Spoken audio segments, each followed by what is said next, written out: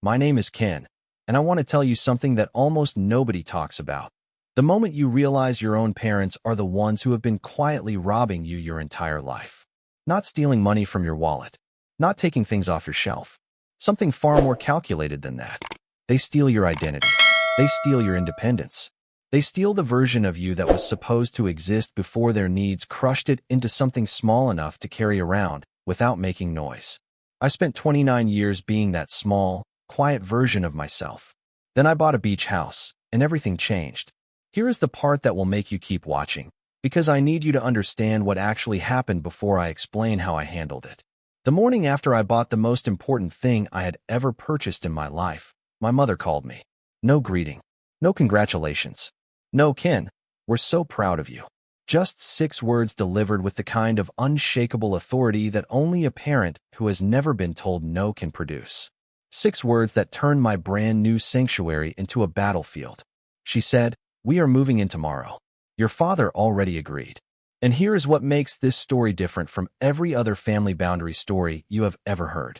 I did not cry. I did not beg. I did not spend 3 days spiraling into guilt before calling her back to apologize for having feelings. I said one sentence back, calmly and clearly, and then I got to work. Because for the first time in my life, I was standing on ground that was mine. Legally, financially, completely mine. And I had spent 29 years quietly learning exactly what these people responded to. They were not walking into my home the next morning. They were walking into a trap. But before I tell you what I prepared for them, I need to take you back to the beginning.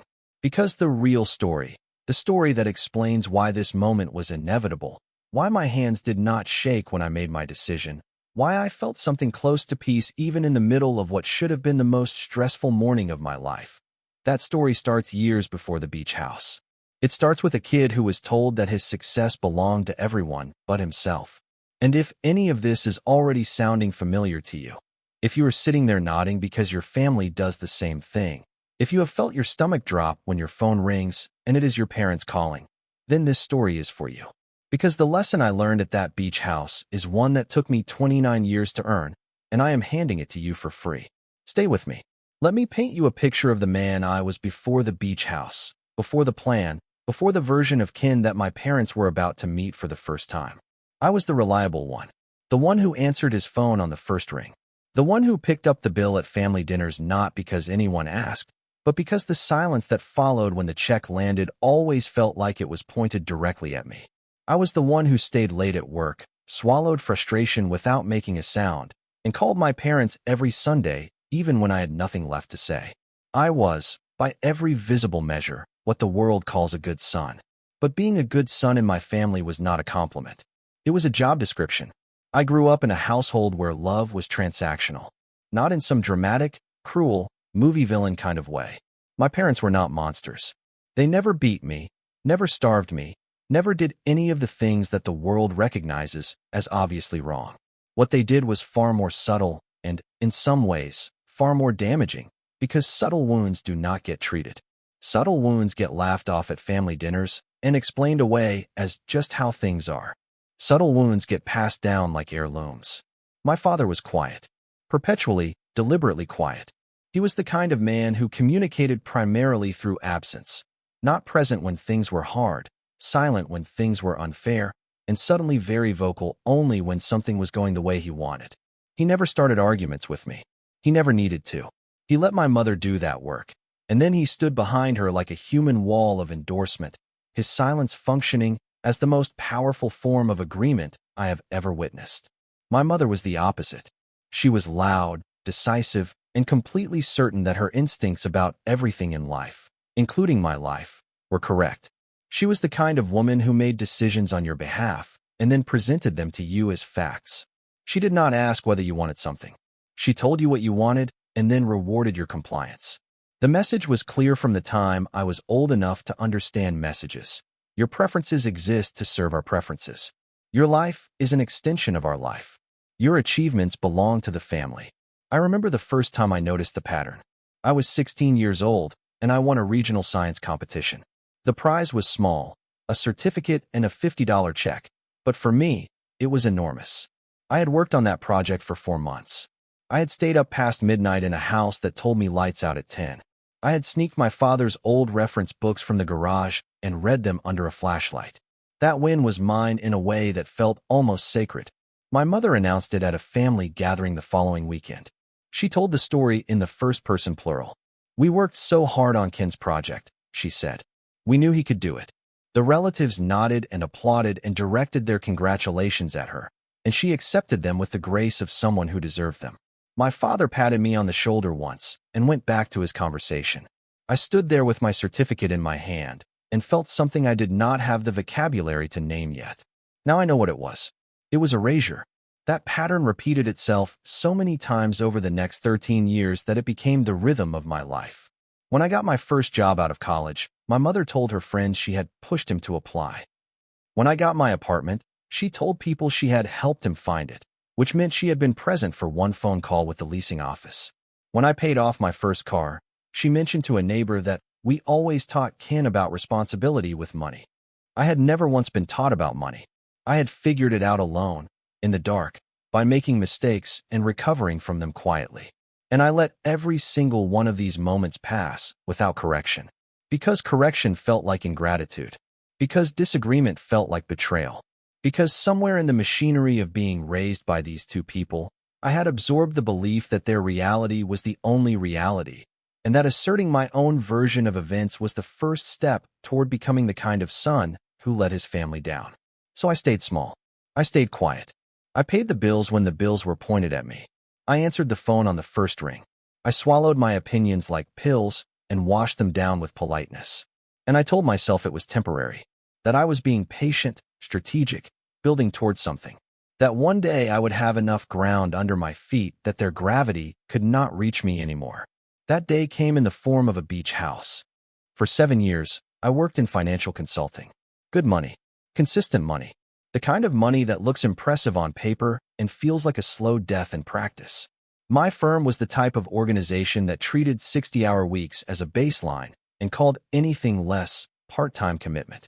The clients were demanding in the specific way that wealthy people with too much pressure and not enough patience tend to be demanding, which is to say, they were not always wrong about the facts, but they were almost always wrong about how they communicated them. I got good at being screamed at. I got efficient at absorbing hostility and converting it into professional, measured responses. I became, essentially, a human buffer between the raw, unpleasant reality of financial decisions and the people who had to live with those decisions. I was very good at my job. I was also disappearing inside it. The breaking point was not dramatic. That is always the part that surprises people when I tell this story. They expect a single catastrophic moment, some final humiliation that made me slam a door and walk out into the sunlight with my dignity intact and a hero's theme playing in the background. That is not how breaking points actually work. Breaking points are slow. They accumulate in millimeters. They are 7 years of Sunday evenings where you realize you are dreading Monday morning more than you dreaded anything the week before. They are looking at a promotion offer and feeling, not excitement, but a dull, heavy recognition that accepting it means giving more of yourself to a place that has already taken too much. My breaking point arrived on a Tuesday afternoon. I was in a client meeting that had already run 40 minutes over schedule. A man who had made more money in his first year than I would make in a decade was speaking to me with the specific contempt that some people reserve for employees they consider interchangeable. I had made a minor error in a projection model, minor enough that, in a different environment, it would have been corrected quietly and moved on from. In this environment, it became the centerpiece of a 20-minute demonstration of my inadequacy delivered in front of 3 colleagues. I sat there. I took notes. I said, "You're right," in the places where it was expected of me. And somewhere in the middle of that meeting, I felt something shift. Not crack, not break. Shift, like a tectonic plate moving a fraction of an inch. Quiet and deep and permanent. I drove home that night, and I sat in my car for 45 minutes in the parking garage of my apartment building. I did not cry. I did not call anyone. I just sat there in the dark and asked myself the question I had been avoiding for 7 years. What exactly are you waiting for? I did not have a good answer. The stability I had told myself I was building toward never seemed to arrive.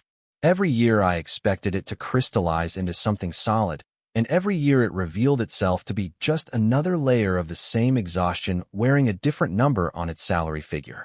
The security I was chasing was a horizon. The closer I moved toward it, the farther away it got. I went inside. I opened my laptop. I looked at my savings account, which I had been building carefully and obsessively for 4 years, the same way you build a wall when you have a slow understanding that one day you are going to need it. The number was not life-changing, but it was real. It was mine. And it was enough. Barely, precisely enough, for what I had been thinking about for longer than I had admitted to myself. 3 weeks later, after conversations with exactly 0 other people, after ignoring every practical voice that tried to talk to me from inside my own head, I sent a calm, professionally worded email to my department head. And then I hovered my finger over the send button for approximately 30 seconds while my heartbeat attempted to escape through my chest. I pressed send. I had quit my job. And 2 weeks after that, I bought a beach house. I want to describe this house to you carefully because the house matters, not because of what it looked like, though it was beautiful in the way that modest, real things are beautiful, the way that a thing becomes beautiful when it is yours, but because of what it represented. And if you have ever worked for something for years with the quiet understanding that it was about more than the thing itself, you will understand exactly what I mean. It was not a mansion. It was not the kind of property that gets photographed for travel magazines. It was a 2-bedroom structure with salt-beaten wood on the exterior and windows that needed new seals and a deck that ran the full length of the ocean-facing side and was probably 25 years older than it needed to be. The kind of house that real estate listings describe as charming when they mean has a history. The kitchen was smaller than I would have liked. The second bedroom was barely large enough to hold a bed and a dresser. The plumbing occasionally made sounds that I chose not to investigate too closely. But those windows looked out at water that went on forever. And at 5:30 in the morning, before the day had a chance to pile weight on top of you, the light came through those windows in a particular shade of gold that felt, and I understand how this sounds, I am telling you anyway, like a physical argument against hopelessness. Like the world making a case for itself. Like proof that you had been right to believe something better existed on the other side of the decisions that terrified you. I arrived on a Thursday evening, after the closing, after the paperwork, after the handshake with the previous owner who wished me luck with a sincerity that felt earned.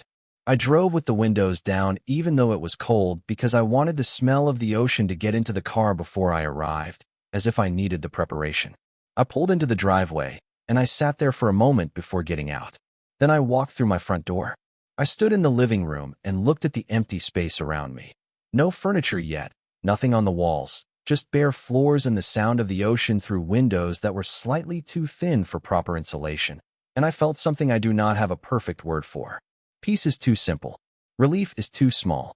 It was closer to the specific feeling of setting down something very heavy that you have been carrying for a very long time. The way your arms ache and float simultaneously, the way your body does not immediately know what to do with the absence of the weight. I walked out to the deck, and I stood there barefoot on the worn wood, and I watched the sun fold itself into the ocean and the horizon turn every color it had apparently been saving for exactly this occasion. And for the first time I could not remember how long, I thought nothing. My mind was not managing a timeline or calculating a risk or preparing a professional response to someone else's demands. My mind was simply present, in a body, looking at water, in a house that was mine. That was Thursday evening. On Friday night, my mother called. I had just made dinner. Something simple. Pasta? Nothing complicated, because I was in no rush to be anywhere or impress anyone, and the luxury of that simplicity felt like its own small miracle. I had poured a glass of wine. I had taken it out to the deck. I had been sitting there watching the dark water move in the moonlight with the specific contentment of a man who has recently made a very large decision and has not yet been given a reason to question him. Why mother's name on the screen. I want to be honest with you about what happened in my body in that moment. There was a quick, involuntary tightening in my chest. A small, familiar compression that I recognized immediately because it had been living there for 29 years. The physical signature of my mother's name. Not fear exactly. Not dread exactly. Something older and more specific than both of those words. The reflexive preparation of a person who has learned, over decades, that this particular phone call always wants something. I picked it up, because guilt is exactly what it is, a stubborn, deeply trained habit. Mom, I said. She did not say hello. She did not ask how the move had gone or whether I had arrived safely. There was the briefest of pauses, the kind that is not really a pause but a gathering of intention, and then she said the 6 words. "We are moving in tomorrow. Your father already agreed." I sat very still on the deck. The ocean was moving. The sound of it continued, indifferent. I heard it the way you hear things when your brain is trying very hard to process something that does not fit into any available category. "I'm sorry, what?" I said, not because I had not heard her. I heard her perfectly. I said it because part of me, even in that moment, was offering the universe one more chance to make this be a misunderstanding. A joke. A momentary lapse in logic that would correct itself with a second listen. "We are moving in with you," she said again. Patient. Unbothered. Speaking to me the way you explain things to a child who is being unnecessarily slow. "Your father and I talked about it. The city is becoming expensive. You have the room. It makes sense." I want you to notice something about those sentences. There was no question in any of them, not even the ghost of one. "It makes sense" was not an invitation for discussion. It was a conclusion she had reached and was now informing me of, the way a manager informs an employee of a schedule change. The decision had been made. I was being notified. "Mom," I said, and my voice was steady in a way that surprised me even as I was producing it. "This is my house." "Of course it is," she said, like this was irrelevant information I had presented for no clear reason. "And we are your family. We're not strangers." "You didn't ask me," I said. "Your father said it was fine." Something happened in my chest then. Not the tight compression from before. Something different. Something that had been waiting for a long time to get enough room to move. It pushed against the inside of my ribs with a slow, expansive pressure, and when it reached my throat it did not come out as anger or tears. It came out as clarity. I said, "I'll see you tomorrow." And then I hung up. My mother, I am sure, took that as compliance. She probably set the phone down with the satisfaction of a woman who had, once again, gotten the outcome she intended through the simple application of confident entitlement. She probably told my father that I was being difficult for a moment, but had come around. She probably began making a mental list of how she wanted to arrange the furniture. She had no idea what I had actually meant. Because I was going to see them tomorrow. Everything I had said was true. But what was waiting for them when they arrived? That was something she had not accounted for. Something I had spent every remaining hour of that night preparing. I went back inside after the call. I set my wine glass in the kitchen sink. I stood at the window for a moment and looked out at the black water and let myself feel everything I needed to feel. The anger, the disbelief, the old familiar helplessness that my mother's voice always carried with it like a payload. I let all of it move through me without acting on it. The way you let a storm pass before you assess the damage. Then I sat down at the kitchen table with my laptop, and I got to work. Here is what most people do not understand about the situation I was in. Most people, when their parents announce they are moving in without permission, spend their energy on the wrong thing. They spend their energy on the emotional argument, on trying to make their parents understand how wrong this is, how hurtful, how disrespectful. They use words like boundaries and communication, and they appeal to their parents' empathy. I had 29 years of data on my parents' response to emotional appeals. The data was not encouraging. My parents did not respond to feelings. They responded to facts. Specifically, they responded to situations where the facts had been arranged in a structure they could not dismantle without consequences they were unwilling to face. My mother was not a cruel woman. She was an entitled one. And the difference matters, because cruelty requires a different response than entitlement. Cruelty needs to be confronted. Entitlement needs to be outstructured. I was going to outstructure her. The first thing I did was open a spreadsheet. I had, over the years, developed the habit of documentation. When you work in finance and grow up in a household where reality is frequently revised to suit whoever needs it to be revised, you learn to keep records. I had records going back nearly a decade. Bank transfers, text messages, signed and unsigned agreements, receipts, dates and amounts, and the nature of each transaction. Every time I had lent money that was never returned. Every time I had paid for something that was quietly understood to be my contribution to the family. Every time a financial burden had been redirected toward me with the implicit understanding that good sons carry their family's weight. I started compiling them into a formal document. Then I moved on to the second part of the plan. My phone buzzed on the railing beside me that I had done enough contracts in my professional life to understand the basic structure of a residential lease agreement. I was not creating a document that would have impressed a real estate attorney. It was not meant for a courtroom. It was meant to communicate one single, unmistakable thing: that this house operated under rules, that those rules were not subject to renegotiation by the people who arrived inside it, and that if they intended to stay, they were going to stay on terms that I defined and they agreed to in writing. I drafted a short-term residential tenancy agreement. Their names already filled into the designated fields. Monthly rent at a rate I considered fair, which was significantly below market value in the area, but still represented a number that would require genuine consideration before being accepted. Rules regarding communal spaces. Notice requirements for guests. Clear delineation of what constituted my private areas. A termination clause that was legally unambiguous. I printed 3 copies and put them in a folder on the kitchen table. Then I went to bed. I want to tell you what that night felt like because it is relevant to the lesson at the end of this story.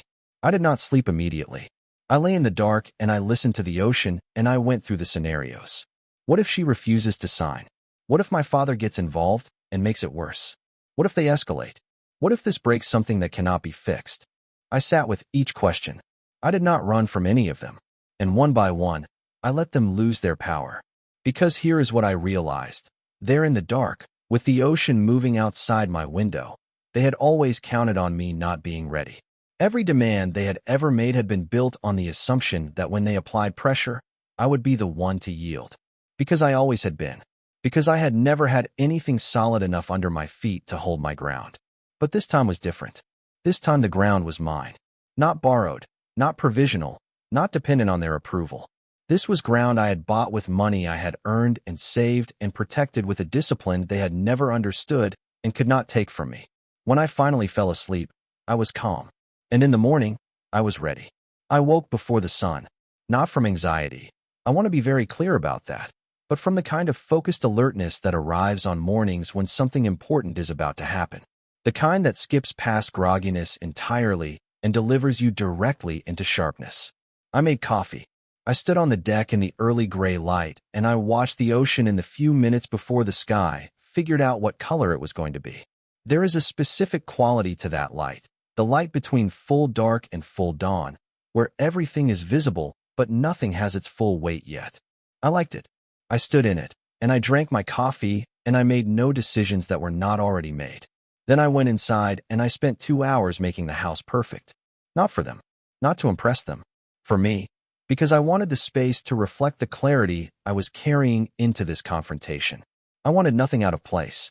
I wanted the folders on the table, the light to be good, the kitchen to be clean, the floors to be swept. I wanted the house to communicate, without a single word being spoken, that the person who lived here was not the same person they had been casually overriding for 29 years.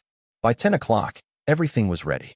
The 3 folders sat in a precise row on the kitchen table, the corners aligned. My coffee was fresh. My posture was easy. I had rehearsed nothing, because this was not a performance. Performances can be disrupted. This was something else. This was documentation. I heard them before I saw them. My mother's voice carrying through the window as she got out of the car, already speaking at volume about the parking situation in the driveway. My father's quieter, lower response. The familiar rhythm of them. Her leading, him following.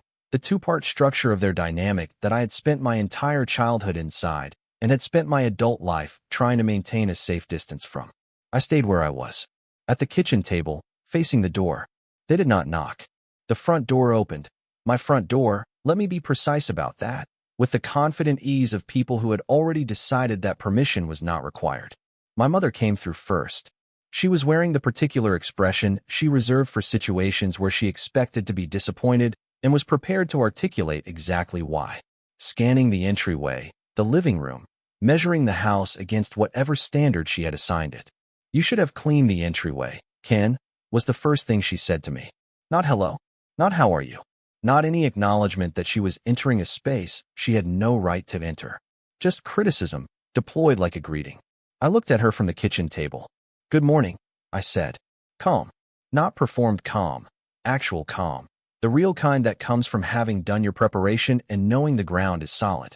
She registered the expression on my face, and something briefly moved across hers. She was expecting resistance or apology or forced warmth. She had a response prepared for each of those. My composure gave her nothing to respond to. That is a specific kind of power that most people overlook, the power of depriving someone of the reaction they need. My father came in behind her. He looked at the room, then at me, and offered a small nod that communicated nothing except that he was present and choosing to remain neutral, which is a different thing from being neutral. "I prepared something," I said. "Come sit down." My mother looked immediately suspicious. She had a finely calibrated instinct for situations that were not going the way she expected, and this one had already strayed from the script in 3 separate ways.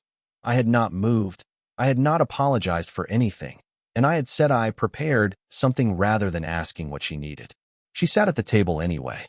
My father positioned himself slightly to her left and slightly behind, the spatial equivalent of his silence. I slid the first folder across the table toward her. She looked at it without touching it. "What is this?" "Open it," I said. She opened it. My father leaned in to look over her shoulder. The folder contained 47 pages. Each page represented a documented financial transaction, a communication record, or a signed statement. The transactions went back 9 years. They covered every instance in which I had provided financial support, paid off a family debt, covered an emergency expense, or otherwise converted my money into a resource for people who consistently described it as a family resource. I had calculated the total. It was significant, not life-ruining significant, but the kind of number that looks different on paper than it does as a series of individual moments spread across nearly a decade of course, that's what family does. My mother's face changed as she turned the pages. The change was subtle but unmistakable, the slow evacuation of certainty. Color leaving her face not all at once, but progressively, like light being turned down on a dimmer switch. Her jaw set, her hands, which had been turning the pages with the bored efficiency of someone expecting to be presented with something manageable, stilled. She got to page 12 and stopped turning. "What is this exactly?" she said. Her voice had changed too. The authority was still there, but it was operating over a different frequency now. Less like certainty, more like a person who has encountered an unexpected obstacle and is recalculating. "It's a record," I said. "Every time I supported this family financially over the last 9 years. Every transfer, every emergency payment, every time I was told that family helps family, and I said yes." "Ken." Her tone was warning me. "I'm not billing you," I said, before she could frame it that way. "I'm establishing context.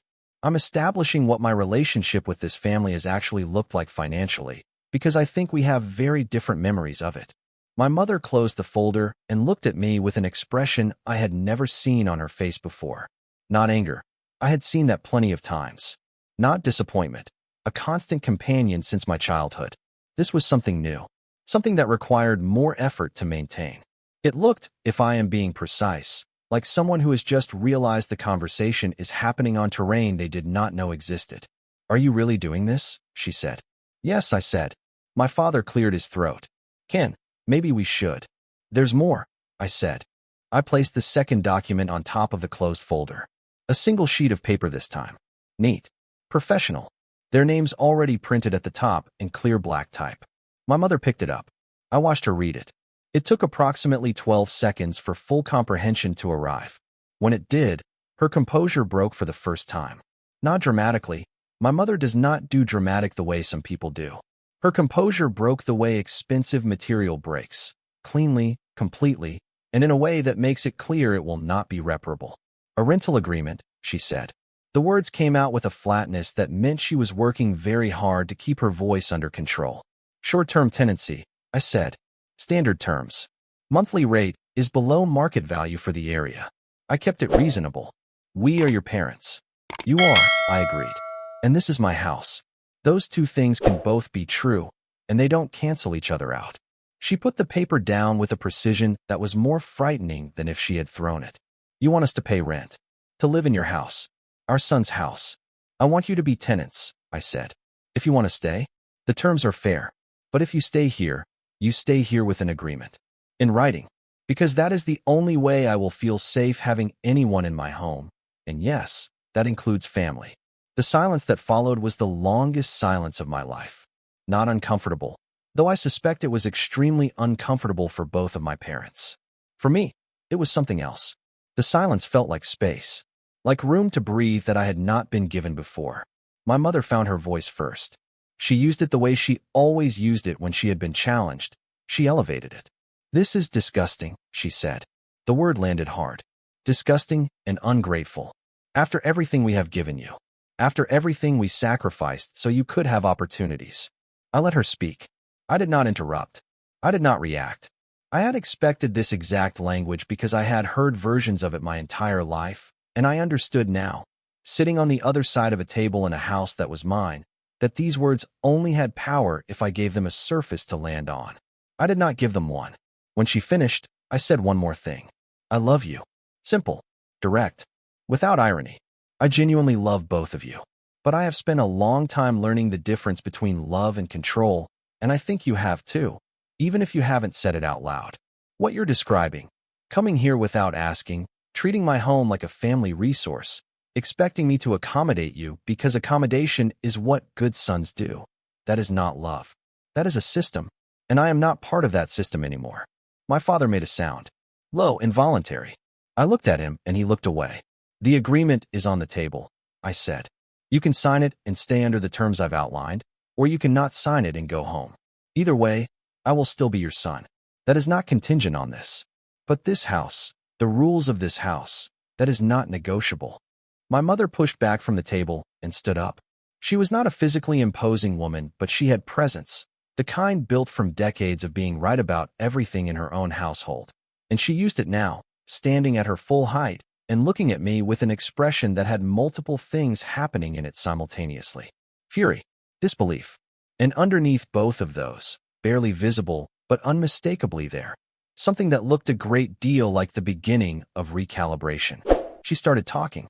I will not record every word of what she said because the words themselves are less important than their function, which was this. She was cycling through the arsenal. Every available weapon in the vocabulary of parental guilt, deployed in sequence, with the practiced efficiency of someone who has used these particular tools so many times they reach for them automatically. Selfish, ungrateful, all we have done for you. The sacrifices, the sleepless nights when you were small and sick and afraid, the years when we went without, the way we held this family together. And this is how you treat us, in front of this ridiculous piece of paper, like we are strangers, like we are nothing. I sat and listened, not passively. I was very present, very aware, tracking each word carefully. But I did not respond to the content, because the content was not the point. The point was the space between the content and my reaction, the space that I was holding firmly closed. When she ran out of words, which happened eventually, as it always does when words are meeting no resistance, she looked at me and the silence stretched. Then my father spoke. "Brittany," he started, using my mother's name, not mine, which was interesting. "Maybe we should." "Ken," she corrected, still looking at me. He cleared his throat. "Ken, this is extreme. I heard that word from you earlier," I said, "and I want to address it directly. What would you call extreme? Buying a house without telling you first? Or showing up at someone's home without asking and declaring that you're moving in?" He did not answer. "Dad," I said, and my voice went softer here, because my father's situation is genuinely more complicated than my mother's, and I knew it. He was not a cruel man. He was a man who had found silence easier than opposition for 50 years and had never fully reckoned with the cost of that silence to the people around him. "I'm not angry at you. I'm not angry at either of you. But I need you to understand that the version of me you drove here expecting to find, the version that would have moved his things to make room, that would have apologized for being difficult, that would have called it fine, that version does not live here." He looked at me for a long moment. Something moved across his face. Not agreement, but recognition, as if he was encountering, in the son he had been quietly observing for 29 years, something he had not known how to look at directly until now. My mother had gone to the window. She was looking at the ocean. Her back was to the room. Her shoulders had something in them I had never seen before. Not the posture of a woman who has not gotten what she came for, but the posture of a woman who is beginning, for the first time, to think about whether what she came for was the right thing to come for. The silence held. Then she turned around. "I want to speak to a lawyer," she said. "That's completely your right," I said. The document I gave you was prepared carefully, but if you want independent review, I support that." She blinked. This was not the response she expected either. "You're not going to argue?" she said. "No," I said. "I've said everything I need to say. The decision is yours now." And that was the thing, the real thing. The thing that shifted the entire energy of the room in a way that none of the previous exchanges had managed. That the decision was theirs. That I was not pursuing them, not chasing their approval, not trying to convince them of anything beyond what I had already put on the table. I had made my position clear, and I had set down the terms, and I was done. For people like my parents, people who had operated for decades from a position of assumed power, there is almost nothing more disorienting than being handed control they did not expect and discovering that the person who handed it to them is completely prepared for either outcome. Here is what I want to say about that moment, about the specific quality of what happened when my parents understood that the conversation was over and the decision was genuinely theirs. My mother sat back down. She did not sign the document. Not that day. She asked questions, practical, procedural questions that were so different from her earlier tone that they might have been coming from a different person. How long was the term? What did the termination clause specify? What were the house rules regarding guests? I answered each question without expression and without warmth, because warmth in that moment would have been a concession that she had earned her way back to ordinary relationship norms. She had not. Not yet. But I answered, because she was engaging with the reality of the situation rather than refusing it, and that deserved acknowledgement even without reward. My father said almost nothing. He looked around the room a great deal. He looked at the ocean. At one point he asked if he could get a glass of water, and I said yes, and watched him fill it from the tap and drink it standing at the counter with the specific quietness of a man taking stock of something. They left 2 hours after they arrived. Not storming. Not crying. Not with the theatrical exit that the situation might have warranted in a different family, with different people. They left the way weather leaves, gradually, without announcement, the pressure lifting incrementally until you look up and realize the room is different from how it was. My mother paused at the door. She had the document in her hand. She had taken it with her, which I noted. "I'll look it over," she said. "Take your time," I said. She looked at me for a moment. Not the look from before, the one weighted with entitlement and displeasure. Something more complicated and, if I am reading it correctly, something more honest. The look of a person encountering a version of someone they know that they did not know existed. "You've changed," she said. "Yes," I said. "I have." She nodded once. And then she walked out to the car where my father was already waiting, and they drove away from my beach house for the first time since they had arrived at it, which was to say, they drove away as visitors. Not as residents. Not as people who had taken the thing they came for. As visitors. I stood on the deck after they left, and I listened to the ocean, and I thought about everything that had just happened in the preceding 2 hours. About the version of Ken who had sat at that table and not flinched. About the folders and the document and the specific, surgical precision with which I had arranged the truth into a structure they could not dismantle. About the fact that my hands had not shaken. Not once. I want to tell you this part clearly because it matters. What happened at the beach house was not the end of the story with my parents. In real life, these things are never that clean. There is no final scene where everything resolves and everyone understands each other, and the family dynamic reconfigures overnight into something healthy. That is not how people work. That is not how decades of established behavior get undone. What happened is what always happens when someone who has been reliably predictable suddenly becomes unpredictable. The people around them have to recalibrate. And recalibration takes time. It is not comfortable. It involves a period that feels, from the outside, a lot like conflict and, from the inside, a lot like grief. My mother called the next day. Her tone was different. Not transformed. I want to be realistic with you, but subdued in a way that felt genuine rather than strategic. She had questions about the document. Technical, specific questions. I answered them. She did not sign it that week. She sat with it. I let her. My father called 3 days later. This was unusual. My father essentially never called me directly, preferring the mediation of my mother as a communication buffer. He called at 7 in the evening and said, and I am going to give you these words exactly. "Ken, I want you to know that I've been thinking about some things, and I think you were right to do what you did." That is all he said about it. He then asked about the house, whether the deck needed repair, whether I had looked into local contractors. We talked for 22 minutes about lumber and weather sealing and the specific challenges of maintaining a coastal property. It was the longest conversation my father and I had ever had. It was also, in some ways, the most important because it was the first one I could remember in which we were simply two people talking, without the hierarchy, without the performance of roles, without the system. My mother signed the document 6 weeks later. She did not make a ceremony of it. She scanned it and emailed it to me with a short message that said only, "Here. I hope you know this wasn't easy for me." I wrote back, "I know. Thank you." That was all. Clean. Simple. True. They have not moved in. I do not think they will. The document, as I designed it, was not really intended as an invitation. It was intended as a mirror.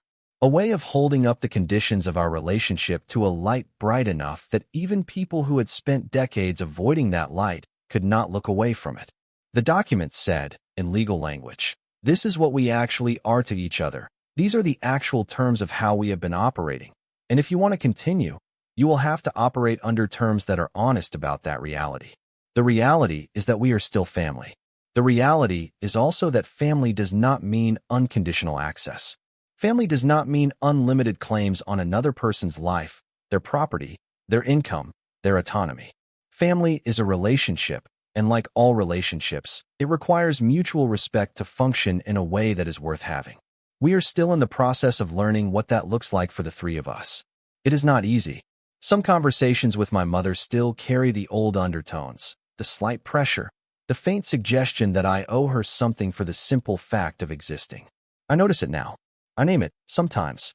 Other times I let it pass without engagement, because not every battle requires the same response. But the ground is mine now, and that is the part that never changes. I have told you the surface story, the beach house, the call, the folders, the document, the confrontation. Those are the facts of what happened, and they are interesting facts, and I am glad they held your attention. But I want to tell you what I think the story is really about, because I did not buy a beach house to stage a confrontation with my parents. I did not prepare those folders as a revenge strategy or a power play. I am not interested in revenge. Revenge is just resentment wearing a plan. What I actually did was this. I spent a decade quietly building the capacity to be unmovable. Not cruel, not cold, not inaccessible. Unmovable. The capacity to stand in a space that is mine and say clearly and without apology, "This is where I live and these are the terms." That capacity did not come from the beach house. The beach house was just the location where it became visible. The capacity came from something I want to talk about directly, because I think it is the most important thing I can tell you, and it is not the kind of thing that gets said often enough. It came from documentation. I do not mean this only literally, though the literal documentation, the folders, the financial records, was real and effective. I mean it in the broader sense.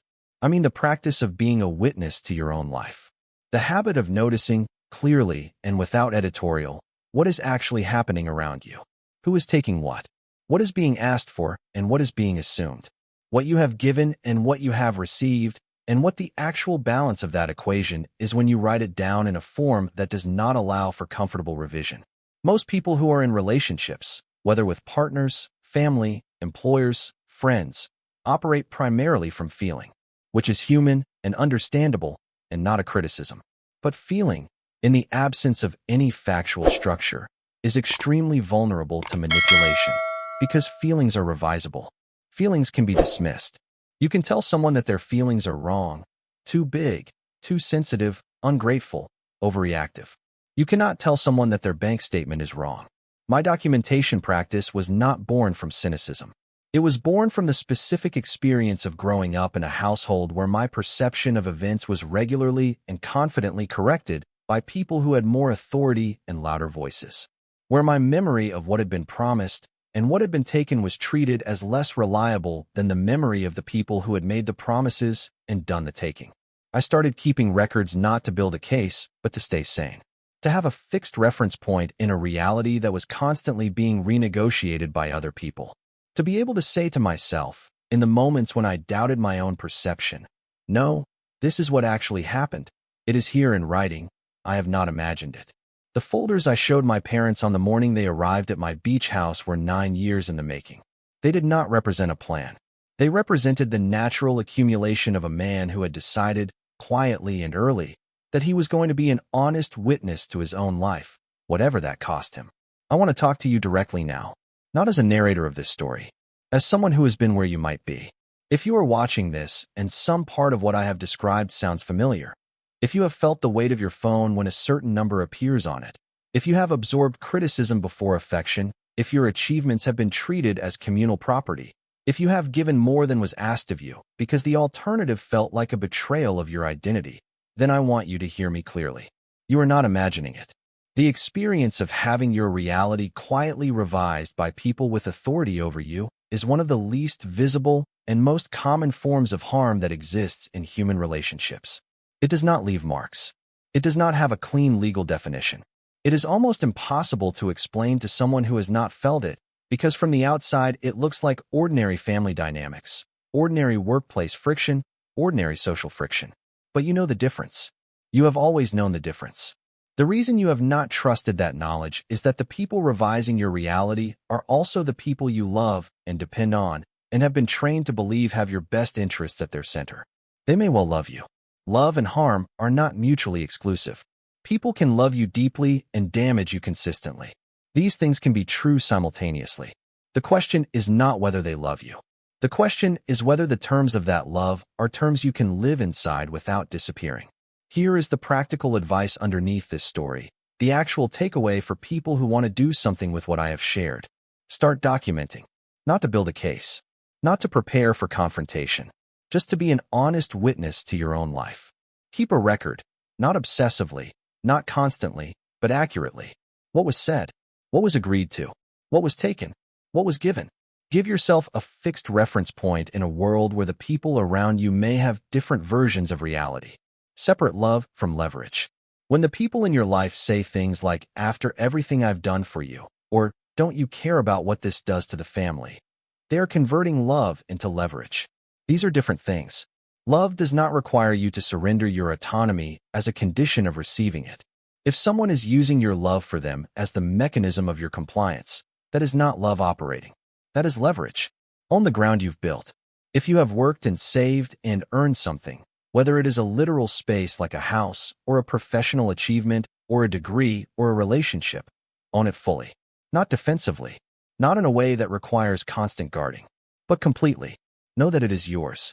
Know what you did to earn it.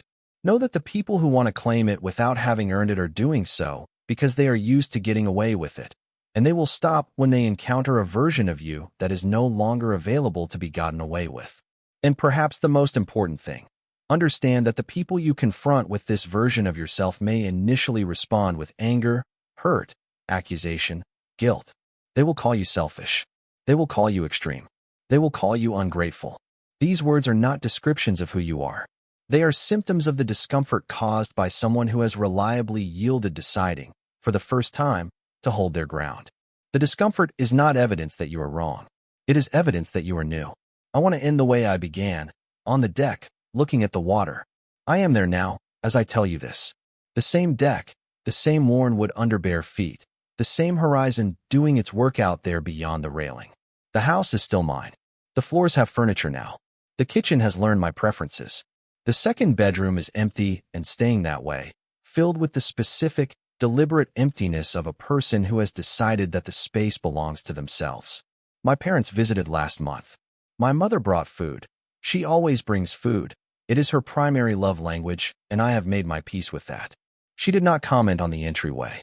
She looked at the ocean for a long time from the window before she said anything, and what she said, when she finally said it, was, "You did well with this." Not we. Not the family. Not it makes sense. Just, you did well. 3 words. Small enough to miss if you are not paying attention. Enormous if you are. I told her thank you. My father and I walked the beach for half an hour after lunch while my mother read on the deck. He talked about the water and the birds and the quality of the light, and at some point, in the middle of a sentence about something else entirely, he said, "I should have done better by you." Quietly, without preamble, in the way that men of his generation tend to say the important things, sideways, in motion, without eye contact. I said, "I know you think that. That's enough." He nodded. We kept walking. I do not know what our relationship will look like from here. I do not know whether the version of my family that is slowly emerging from the reckoning at that kitchen table will be something that looks the way I want it to look, or whether the distance between what we are and what I wanted us to be is simply too long to close completely. I have made my peace with not knowing. The uncertainty used to feel like exposure. Now it feels more like weather, something to move through, not something to be protected from at all costs. What I know is this: I am standing on ground that is mine. I know exactly what I did to earn it. I know exactly what it cost me, and I would pay it again without hesitation. And I know, in the specific way that only direct experience can teach you, that the people who are used to having access to you without terms will not suddenly love you less when you establish terms. They will be uncomfortable. They will resist. They will cycle through the arsenal.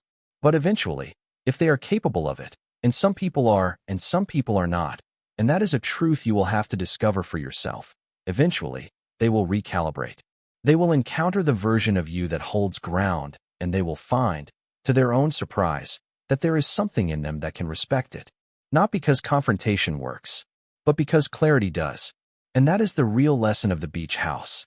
Not the folders, not the document, not the confrontation. The lesson is that you can love people and set terms simultaneously. That love does not require surrender. That the most generous thing you can do for the people who have underestimated you is to show them, clearly and without cruelty, who you actually are. I could not have done it in their house, under their roof, inside the system I grew up in. I needed ground that was mine. But here is what took me the longest to understand.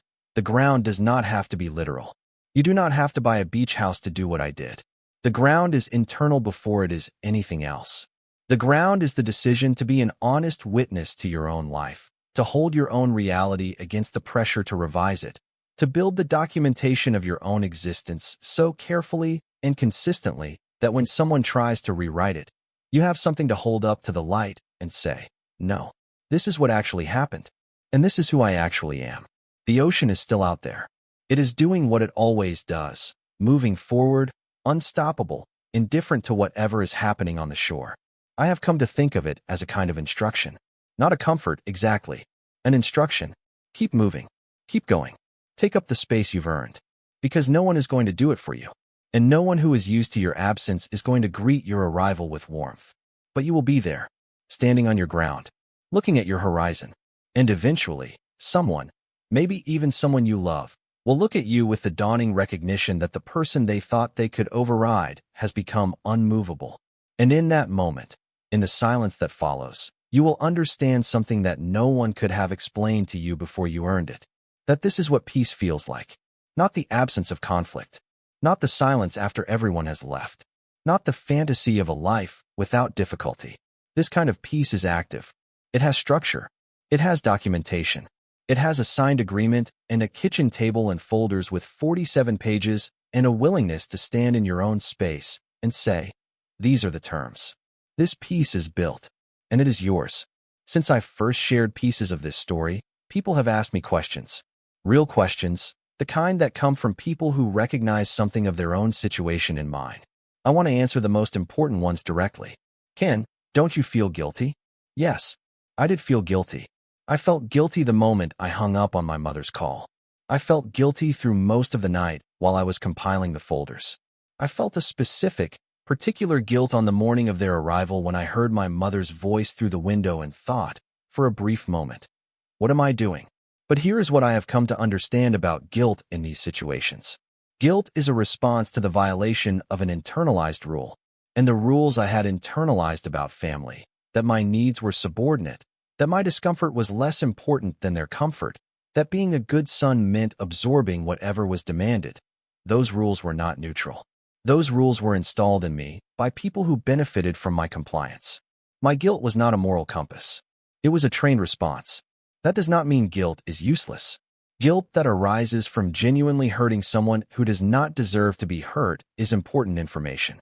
But guilt that arises every time you assert a boundary that the other person finds inconvenient is not moral information. It is a habit, and habits can be examined. They can be changed. I felt guilty, and I did what I planned anyway. Because doing something that feels uncomfortable and doing something that is wrong are not the same thing. But they're your parents. Don't they get some automatic pass? This is the hardest one to answer. Not because I don't have an answer, but because the answer requires people to examine something they would often prefer not to examine.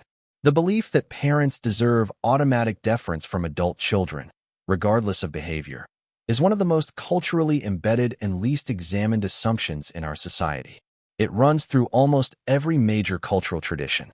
It is reinforced by language, by family structures, by the invisible architecture of how we talk about gratitude and debt and obligation. And I want to be careful here, because I am not interested in making a broad argument that parents are not owed respect. Many parents are owed deep respect and earn it through the way they treat their children throughout their lives. What I am saying is this: respect that is owed must be distinguished from compliance that is demanded. My parents deserve my respect. They did not deserve unconditional access to my home, my finances, and my decisions as adult compensation for having raised me. Those are different things.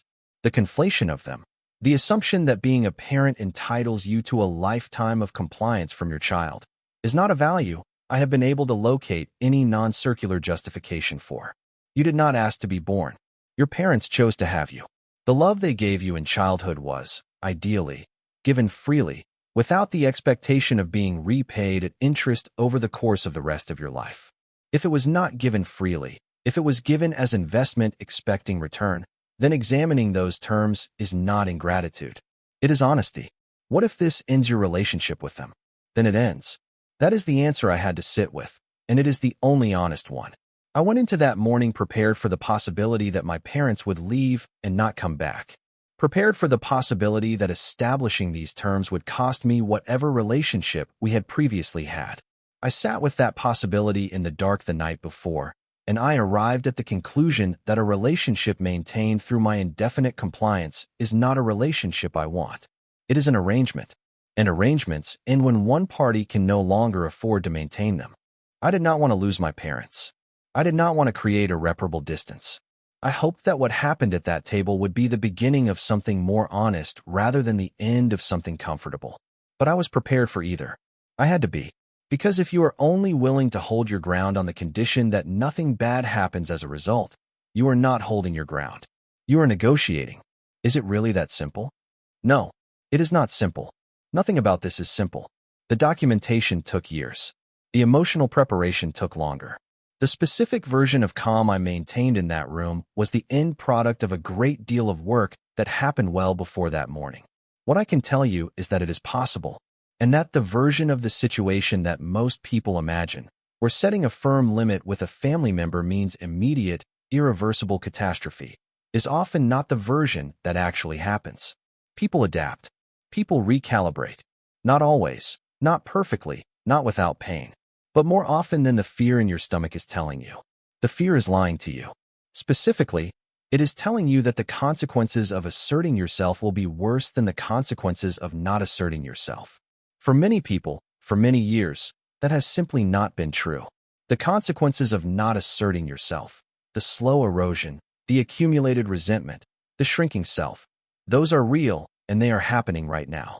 The consequences of asserting yourself are at least uncertain. And uncertain is better than certain and slow.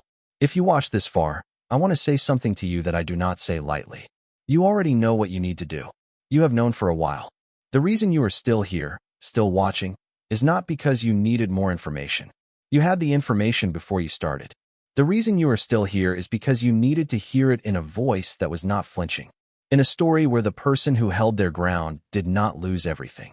In a version of this thing you have been carrying where it was possible to be both loving and firm, both connected and free, both a son or a daughter or a friend or a partner, and also, completely, irrevocably, yourself. I am that voice, and I am telling you, it is possible. You are standing at the edge of your own ground. You have built more than you think. You have prepared more than you know. Go stand in your own space. Set your own terms. And do not apologize for either. My name is Ken, and this is the welcome I prepared. I need to go deeper into something, because I think a lot of people who have watched this far are sitting with a version of the same question I sat with for years. The question is not, why do parents do this? The question is, why does it work for so long? Why do smart, capable, self-aware people, people like me, people like you, Allow systems of quiet control to operate for decades before they finally say enough. I spent a lot of time after the beach house trying to understand this. Not to assign blame, not to relitigate old arguments, but because I believed that if I could understand the mechanism clearly, I could prevent myself from importing it into my own future relationships. I could see it coming when it tried to establish itself somewhere new. Here is what I figured out. The system works because of timing. Specifically, because it is installed before you have any defenses. When you are a child and the people around you are doing the things that later turn out to be controlling, you do not have the framework to identify them as controlling. You have the framework of a child, which means you interpret everything through the lens of, this is how the world works. This is what families do. This is normal. The older you get, the more normal it feels, because the longer something has been your reality, the more convinced you are that it is reality itself rather than just one particular version of it. By the time you are old enough to have the vocabulary for what is actually happening, by the time you have enough distance and enough other points of reference to see your family situation in contrast to other family situations, you have already been living inside the system for 15 or 20 years. And 15 or 20 years of any system leaves grooves.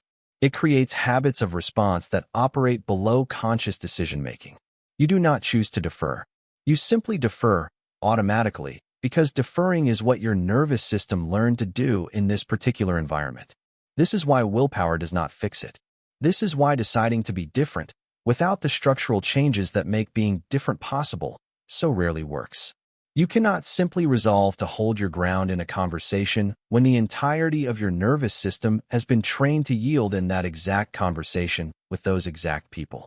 The resolution evaporates under the pressure of the lived reality, and you end up once again in the position you promised yourself you would not occupy, watching yourself comply and feeling the specific self-contempt that comes from observing your own inconsistency.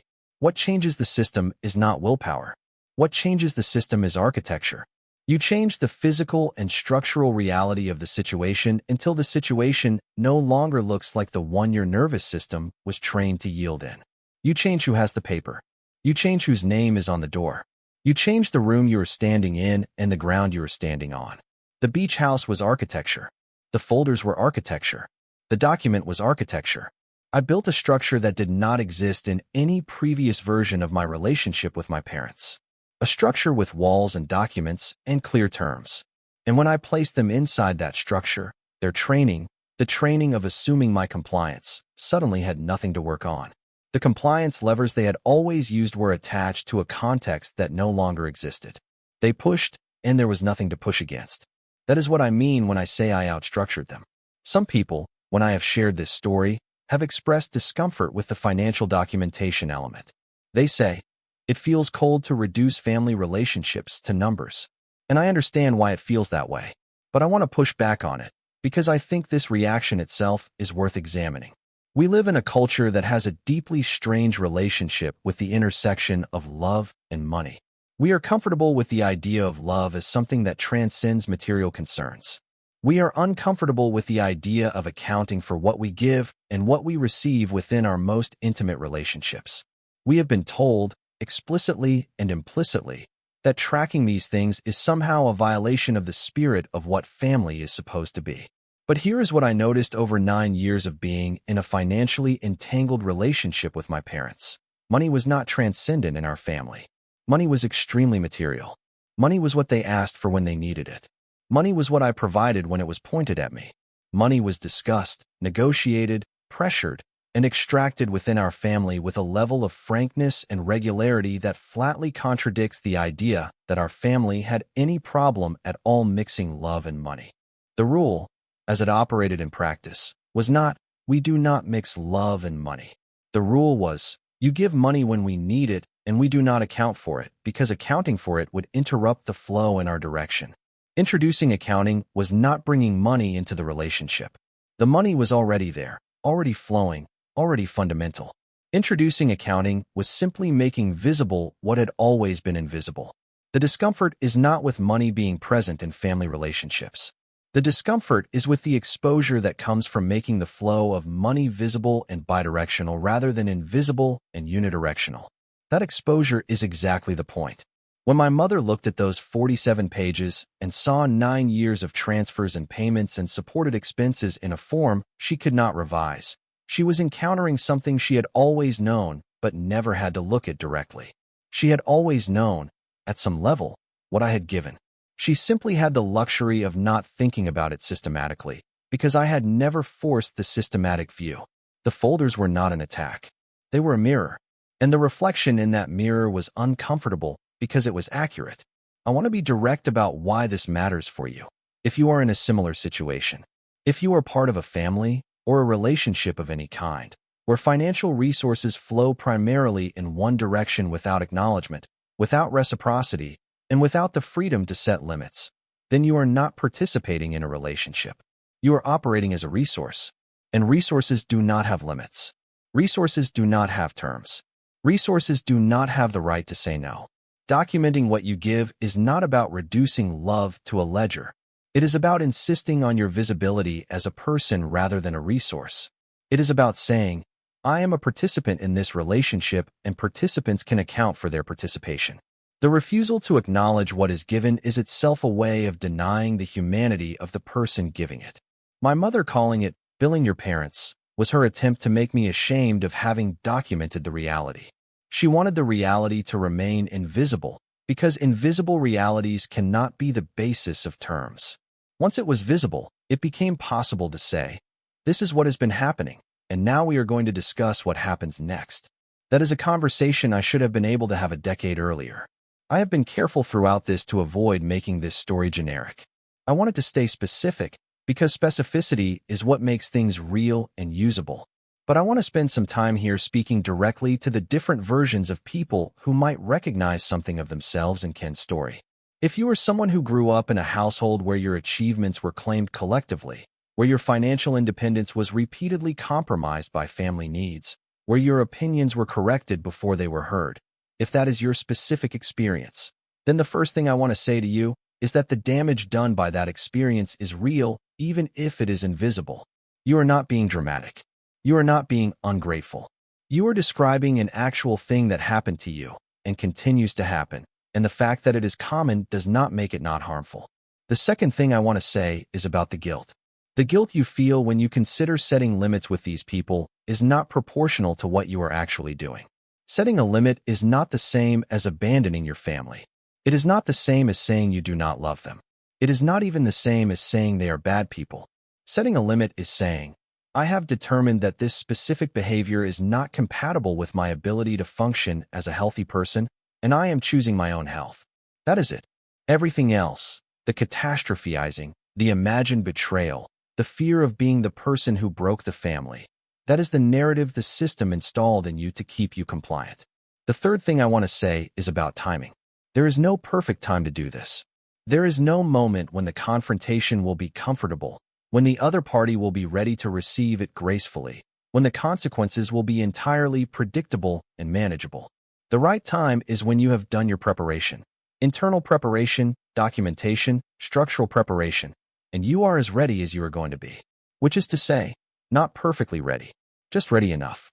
And the fourth thing, the most important thing, is this: you do not have to blow up your family. That is the fear, that establishing limits, asserting yourself, holding your ground, will destroy the relationship entirely and leave you with nothing. That fear keeps people in compliance for decades. But most of the time, it is not what actually happens.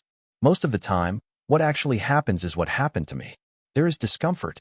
There is resistance. There is a period of recalibration that is painful and uncertain and occasionally hostile. And then, slowly, the relationship finds a new shape. Not the shape you had before. Not the shape you dreamed of having. A different shape. Sometimes smaller. Sometimes, surprisingly, better. But different and more honest and built on a foundation that can hold weight.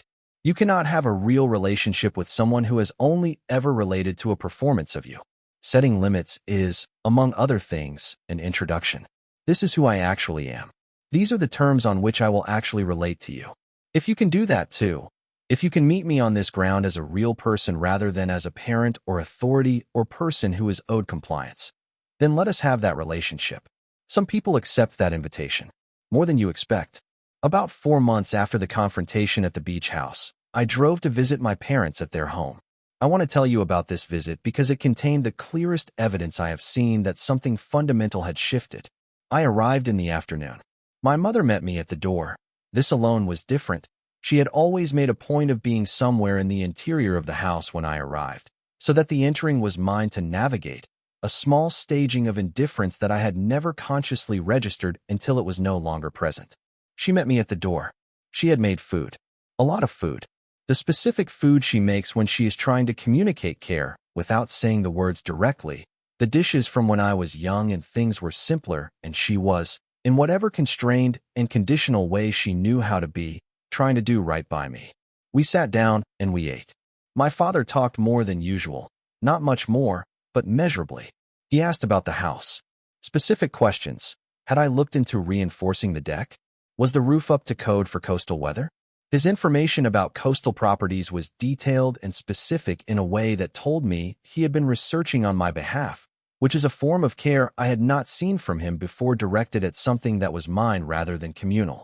And at some point during the meal, my mother said something that I want to share with you because it is the kind of thing that would have been impossible before the beach house. She said, "I should have asked you first." Not as a full conversation. Not with follow-up or elaboration. She said it between bites, looking at her plate, in the way my father says important things, sideways, in motion, without eye contact. She said it, and then immediately moved on to asking about something else, as if the words were something she needed to release quickly before she could recapture them. I looked at her for a moment. I did not press her. I did not amplify it or respond with a speech. I said, "Thank you for saying that." And then we talked about something else. That is all. 4 words from her. 3 from me. A 7-word exchange buried in the middle of an ordinary afternoon meal. And yet I drove home from that visit feeling something that I had not felt in the company of my parents since I was young enough that I did not yet understand what was happening in our relationship. I felt like a person, not a son in the system sense, not a reliable resource, not an extension of their narrative. A person, sitting with other people, eating food that had been made with care, in a relationship that had terms that everyone in the room understood. I do not want to oversell this. The relationship is not healed. We are not close in the way I once imagined we could be. There are still moments, not many, but some, when the old patterns make an appearance. When my mother says something that carries the faint weight of assumption. When my father becomes strategically absent in a moment that calls for presence. I notice these things now. I name them sometimes, in my own internal accounting, and I decide, case by case, which ones are worth addressing directly and which ones are simply the residue of a very long-established pattern that is still in the process of changing. But the ground is mine. The terms are mine. And the version of me that my parents are now learning to relate to is the real version, not the accommodating, self-effacing, guilt-managed performance that occupied their house for 29 years, but the actual man, with actual limits, standing on actual ground. That is worth everything it cost. I want to end this with something practical, something you can actually use. Because this story is not just about a beach house and a confrontation and a family that needed to recalibrate. It is about a particular kind of life architecture that I built, largely unconsciously at first, and then with increasing deliberateness, over the course of about a decade. And I think the elements of that architecture are transferable. Not the beach house, obviously, but the principles underneath it. The first element is financial self-knowledge. Not financial sophistication in the investment strategy sense, though that matters too. Financial self-knowledge as in, you know, at any given moment, exactly what you have, exactly what you give, exactly what you owe, and exactly what is owed to you. You maintain this knowledge not obsessively, but consistently. You are not surprised by your own financial situation. You have no comfortable fictions about it. You know what the number is, and you know how you got it, and you know what you are doing with it. Financial self-knowledge is freedom infrastructure.